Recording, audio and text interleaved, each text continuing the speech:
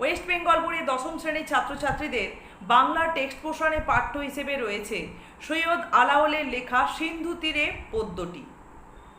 তোমরা এই text পোর্শনের question answer পড়ার আগে কোথা থেকে সৈয়দ আলাওল এই পদ্যটি রচনা করলেন, এই কাব্য গ্রন্থটি রচনা করলেন, যার অন্তর্ভুক্ত আমাদের এই টেক্সট পোর্শনটি, বা এই টেক্সট পোর্শনের যে কাহিনী পূর্বসূত্র সেটাও কিন্তু আমাদের একটু ভালো করে জেনে রাখতে হবে, না হলে কিন্তু অনেক ছোট প্রশ্নের উত্তর দিতে গিয়ে আমরা সমস্যায় পড়ব। দেখো, সৈয়দ আলাওল হচ্ছেন মধ্যযুগের কবি, বাংলা সাহিত্যের ক্ষেত্রে মধ্যযুগের কবি, এবং তিনি হিন্দি কবি জায়সীর লেখা পদুমাবত নামক একটি কাব্যগ্রন্থর বাংলায় অনুবাদ করেন এবং তার নাম দেন পদ্মাবতী। এই পদ্মাবতী কাব্যগ্রন্থের 35তম খণ্ড পদ্মা সমুদ্র খণ্ড নামে পরিচিত, এবং এই খণ্ড থেকেই আমাদের দশম শ্রেণীর পাঠ্য হিসেবে অংশটি, যে টেক্সট অংশটি নির্বাচিত হয়েছে এবং তার নাম দেওয়া হয়েছে সিন্ধু তীরে। সৈয়দ আলাওল যে এই কাব্যটি, এই পদ্মাবতী কাব্যগ্রন্থটি রচনা করেছিলেন, এটি যে শুধুমাত্র জায়সীর পদুমাবত কাব্যগ্রন্থের হুবহু অনুবাদ তা কিন্তু নয়। তিনি এই অনুবাদ কর্মেও যথেষ্ট মৌলিকতা প্রদর্শন করেছেন, মানে নিজস্বতা তিনি তুলে ধরেছেন এই পদ্মাবতী কাব্যগ্রন্থের মধ্যে, এবং সাহিত্যে সেভাবেই কিন্তু সমালোচনা করা হয়ে থাকে এই পদ্মাবতী কাব্যগ্রন্থটিকে নিয়ে। বা সৈয়দ আলাওলের সম্পর্কে আরও একটি বিশেষত্ব, যেটা আলাওলের পূর্বে যত বাংলা সাহিত্যে যা কিছু রচিত হয়েছে সবই প্রায় দেবদেবীদের নিয়ে, কিন্তু সৈয়দ আলাওল আরাকান রাজসভার কবি ছিলেন। সৈয়দ আলাওল তিনি প্রথম দেবদেবীদের প্রসঙ্গ ছেড়ে মানব জীবনের প্রসঙ্গ নিয়েই কিন্তু কাব্য রচনা করেছেন। তাই এখানে আমরা দেখব মূলত যে কাহিনী প্রেক্ষাপট হিসেবে রয়েছে চিতোরের রানা রত্নসেন বিয়ে করেছিলেন সিংহল রাজকন্যা পদ্মাবতীকে। বিয়ের পর যখন তিনি সিংহল থেকে সমুদ্রে ফিরছিলেন, তখন সমুদ্র ব্রাহ্মণ রূপ ধারণ করে রত্নসেনের কাছে ভিক্ষা প্রার্থনা করলে রত্নসেন তাকে অস্বীকার করেন বা ভিক্ষা দেন না।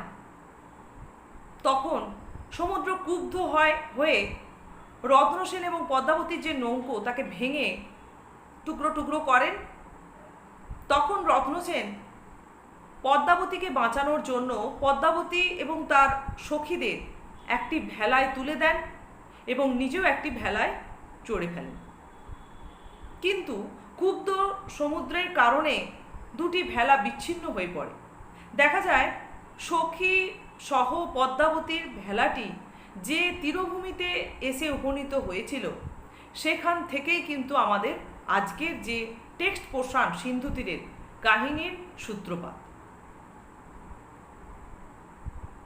দেখো, এই অংশে তাহলে আমরা বুঝতে পারছি যে ভেলায় করে সখী সহ যিনি সংজ্ঞাহীন অবস্থায় এক তীরভূমিতে আচ্ছন্ন হয়ে পড়েছিলেন, তিনি আসলে সিংহল রাজকন্যা পদ্মাবতী এবং চিতোরের রানা রত্নসেনের স্ত্রী। তার পরিচয় স্বরূপ কিন্তু এটাই আমরা পাই। তাহলে আজকে এবারে আমরা দেখব যে টেক্সট পোর্শনের কি ধরনের প্রশ্ন বা কিভাবে তার উত্তর আমরা লিখব। তার আগে তোমাদের একটা কথা বলে রাখি যে 2024 সালে এই টেক্সট পোর্শনের ওপর থেকে রচনাধর্মী প্রশ্ন এসেছিল। তাই তোমরা এই টেক্সট পোর্শনের ওপর থেকে চেষ্টা করবে 3 নম্বরের প্রশ্ন খুব সুন্দর করে তৈরি করতে। অনেক প্রশ্ন হয়তো দেখে তোমাদের মনে হবে যে এটি 5 নম্বরের প্রশ্নেরই উপযুক্ত, কিন্তু না, অতি সংক্ষেপেই কিন্তু সেটিকে উপস্থাপন করলে 3 নম্বরের প্রশ্নেও তোমরা সে ধরনের প্রশ্ন পেতে পারো। দেখো, আজকে তোমাদের 2টি প্রশ্ন দিয়েছি এবং 2টি প্রশ্নের উত্তরের জায়গা প্রায় একই, যেটি দ্বিতীয় অংশের উত্তরটি, এবং প্রথম অংশে যে কন্যা কে জানতে চাওয়া হয়েছে 2টি প্রশ্নের ক্ষেত্রে, সেখানে কিন্তু কন্যা দুজনের উত্তর আলাদা হবে। দেখো, প্রশ্ন 2টি দেখো। প্রথম প্রশ্ন দেওয়া হয়েছে, কন্যারে ফেলিল যথা তাহলে এখানে কন্যাকে এবং যে স্থানে ফেলা হয়েছিল সেই স্থানটি কিরূপ ছিল? 1+2 রয়েছে। এবং দ্বিতীয় প্রশ্নটি দেখো যে তথা কন্যা থাকে সর্বক্ষণ। এখানে কন্যাকে এবং কোন স্থানে কন্যা সর্বক্ষণ বিরাজ করেন বা সেই স্থানটি কিরূপ। তাহলে দেখো দুটো প্রশ্নের ক্ষেত্রেই দ্বিতীয় অংশের উত্তর কিন্তু একই হবে, কিন্তু প্রথম দুটো অংশে যে কন্যাকে বলা হয়েছে সেখানে 1 নম্বর প্রশ্নের ক্ষেত্রে কন্যাকের উত্তর হবে। এখানে কন্যা হলেন সিংহল রাজকন্যা পদ্মাবতী এবং তিনি ছিলেন চিতোরের রানা রত্নসেনের বিবাহিতা স্ত্রী।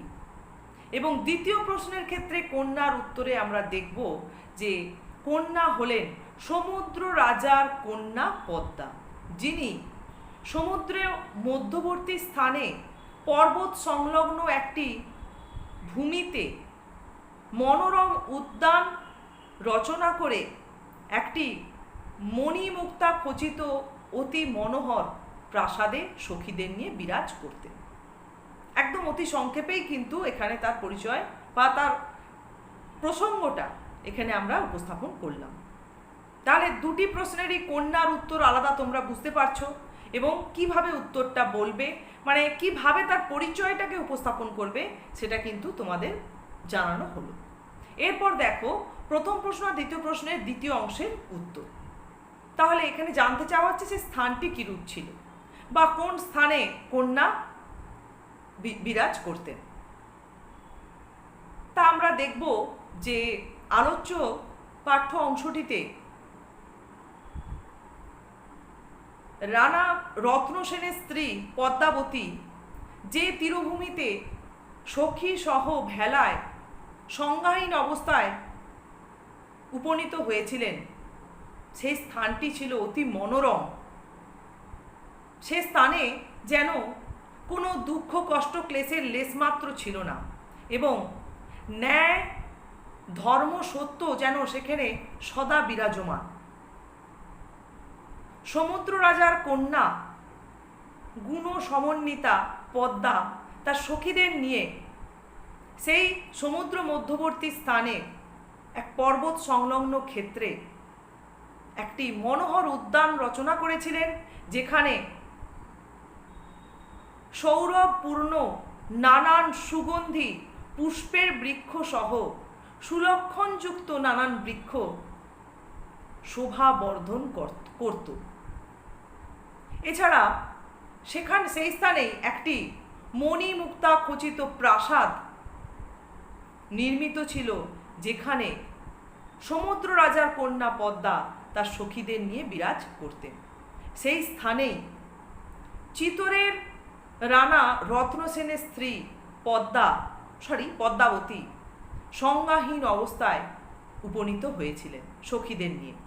এবং দ্বিতীয় প্রশ্নের প্রশ্নটা ধরে যদি আমরা উত্তরটা কমপ্লিট করি, তখন সেখানে বলবো যে সেই স্থানেই সমুদ্র রাজার কন্যা পদ্মা তার সখীদের নিয়ে মহা আনন্দে দিন অতিবাহিত করতেন।